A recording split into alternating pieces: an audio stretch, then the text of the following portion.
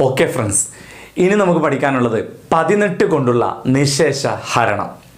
അതായത് ഒരു സംഖ്യയെ 18 കൊണ്ട് നിശേഷം ഹരിക്കാൻ സാധിക്കുമോ എന്ന് ചോദിച്ചു കഴിഞ്ഞാൽ ഇവിടെ 18 എന്നത് 2 ഗുണിക്കണം 9 ആണ്. 2ഉം 9ഉം ഗുണിച്ചാൽ 9 കിട്ടും എന്ന് പറഞ്ഞാൽ 2 കൊണ്ടും 9 കൊണ്ടും നിശേഷം ഹരിക്കാൻ കഴിയുന്ന ഏതൊരു സംഖ്യയും നമുക്ക് 18 കൊണ്ടും നിശേഷം ഹരിക്കാവുന്നതാണ്.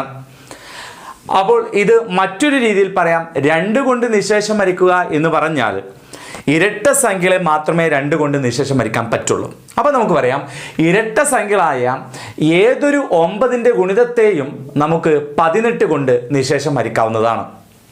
ചോദ്യം, ഒന്നാമത്തെ ക്വസ്റ്റ്യൻ, 93, 61, 98 എന്ന സംഖ്യയെ 18 കൊണ്ട് നിശേഷം ഹരിക്കാൻ സാധിക്കുമോ എന്നതാണ് ചോദ്യം.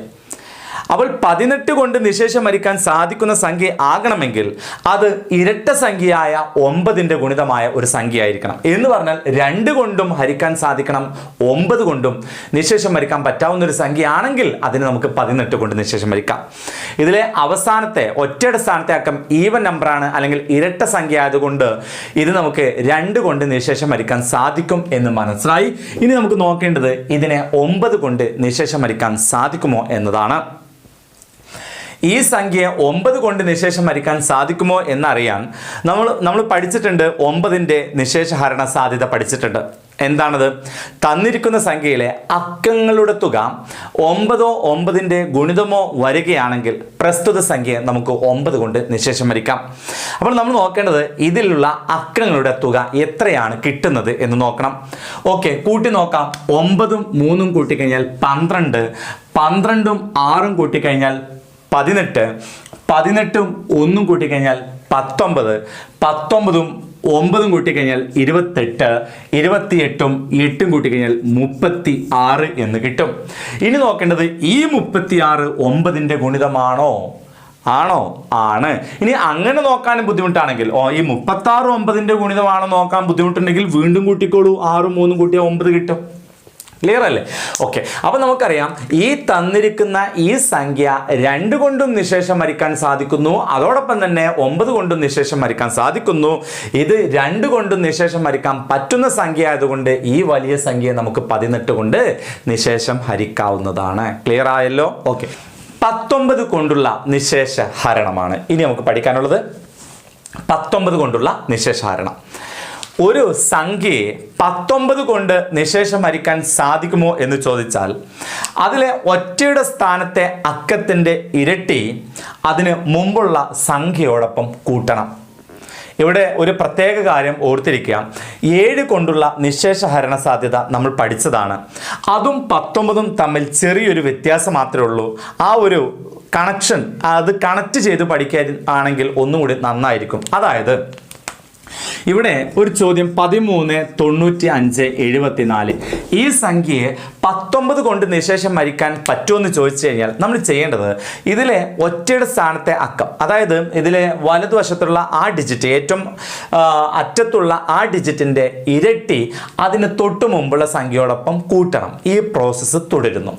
ഓക്കെ, അങ്ങനെ അവസാനം കിട്ടുന്ന ഉത്തരം 0മോ 19ഓ അല്ലെങ്കിൽ 19ന്റെ ഗുണിതമോ വരികയാണെങ്കിൽ തന്നിരിക്കുന്ന സംഖ്യ 19 കൊണ്ട് നിശേഷം ഹരിക്കാൻ സാധിക്കും. എന്നാൽ 7ന്റെ നിശേഷ ഹരണ സാധ്യത നമ്മൾ പഠിച്ചത് ഇങ്ങനെയായിരുന്നു. ഒറ്റയുടെ സ്ഥാനത്തെ അക്കത്തിന്റെ ഇരട്ടി അതിന് മുമ്പുള്ള സംഖ്യയിൽ നിന്ന് കുറയ്ക്കണം എന്നായിരുന്നു. അപ്പൊ എന്താ വ്യത്യാസം? 7ന്റെ നിശേഷ ഹരണ സാധ്യത ആയതുകൊണ്ട് കുറയ്ക്കണം എന്ന് പറഞ്ഞു, എന്നാൽ 19 ആയപ്പോൾ നമ്മൾ കൂട്ടണം എന്നാണ് ഇവിടെ പറഞ്ഞിരിക്കുന്നത്. ക്ലിയർ അല്ലേ? ഓക്കെ, അപ്പൊ നമുക്ക് നോക്കാം.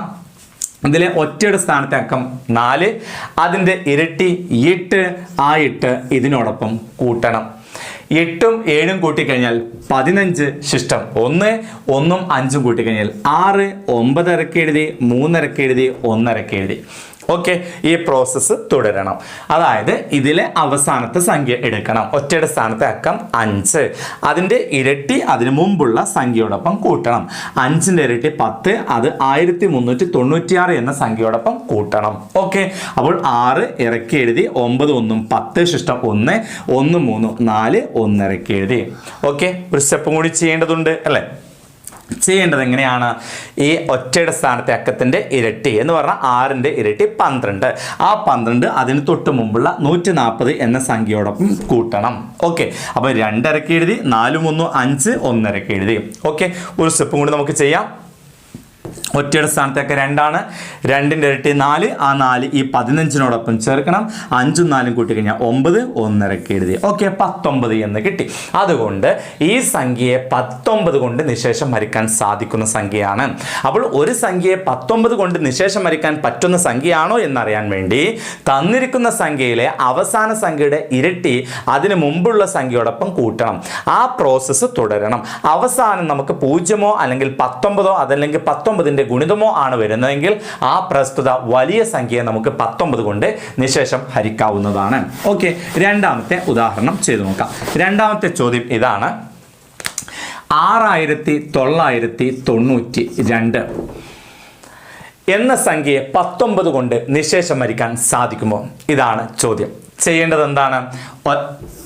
അവസാനത്തെ സംഖ്യ അല്ലെങ്കിൽ ഒറ്റയുടെ സ്ഥാനത്തെ അക്കം അതിൻ്റെ ഇരട്ടി അതിന് തൊട്ട് മുമ്പുള്ള സംഖ്യയോടൊപ്പം കൂട്ടണം. അല്ലേ? കുറയ്ക്കേണ്ടത് എവിടെയെന്നാണ് പറഞ്ഞത്?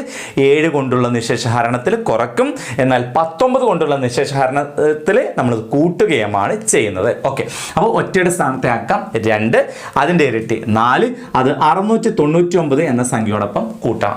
ഓക്കെ, അപ്പോൾ 9ഉം 4ഉം കൂട്ടിക്കഴിഞ്ഞാൽ 13, ശിഷ്ടം 1, 1 9 10, ശിഷ്ടം 1 1 6 7, 703 എന്ന് കിട്ടി. ഇനി 703 ഒറ്റയുടെ സ്ഥാനത്തെ അക്കമായ 3ൻ്റെ ഇരട്ടി 70നോടൊപ്പം ചേർക്കണം. 3ൻ്റെ ഇരട്ടി 6, 6 70നോടൊപ്പം ചേർത്ത് കഴിഞ്ഞാൽ 76 എന്ന് കിട്ടും. ഓക്കെ, ഇനി 76 19ൻ്റെ ഗുണിതമാണോ നോക്കാൻ ബുദ്ധിമുട്ടാണെങ്കിൽ ഒരു സ്റ്റെപ്പും കൂടി നമുക്ക് ചെയ്തു നോക്കാം. ഇതിൻ്റെ ഒറ്റയുടെ സ്ഥാനത്തെ അക്കമായ 6ൻ്റെ ഇരട്ടി 12, ആ 12 7നോടൊപ്പം ചേർക്കണം. ഓക്കെ, അപ്പോൾ 7ഉം 2ഉം കൂട്ടിക്കഴിഞ്ഞാൽ 9, 1 ഇരക്കി എഴുതി 19 എന്ന് കിട്ടി. ഓക്കെ അല്ലേ? അപ്പോൾ ഈ തന്നിരിക്കുന്ന 6992 എന്ന സംഖ്യയെ 19 കൊണ്ട് നിശേഷം ഹരിക്കാൻ സാധിക്കും എന്നർത്ഥം. ക്ലിയർ ആയല്ലോ? ഓക്കെ, അപ്പോൾ 2 കാര്യങ്ങളാണ് നമ്മൾ പഠിച്ചത്. ഒന്ന് 18 കൊണ്ടുള്ള നിശേഷഹരണം. 18 കൊണ്ടുള്ള നിശേഷഹരണം എന്ന് പറയുന്നത് 2 കൊണ്ടും 9 കൊണ്ടും അല്ലെങ്കിൽ ഇരട്ട സംഖ്യയായ ഏതൊരു 9ൻ്റെ ഗുണിതത്തെയും നമുക്ക് 18 കൊണ്ട് നിശേഷം ഹരിക്കാവുന്നതാണ്. പിന്നീട് നമ്മൾ പഠിച്ചു 19 കൊണ്ടുള്ള നിശേഷഹരണം. ഓക്കെ, അതിന് നമ്മൾ എന്താണ് ചെയ്തിരുന്നത്? അവസാനത്തെ സംഖ്യയുടെ ഇരട്ടി അതിന് മുമ്പുള്ള സംഖ്യയോടൊപ്പം കൂട്ടണം. ആ പ്രോസസ്സ് തുടരണം. അവസാനം കിട്ടുന്നത് 0 അല്ലെങ്കിൽ 19 അതല്ലെങ്കിൽ 19ൻ്റെ ഗുണിതമോ വരികയാണെങ്കിൽ തന്നിരിക്കുന്ന സംഖ്യയെ നമുക്ക് 19 കൊണ്ട് നിശേഷം ഹരിക്കാവുന്നതാണ്. ഓക്കെ.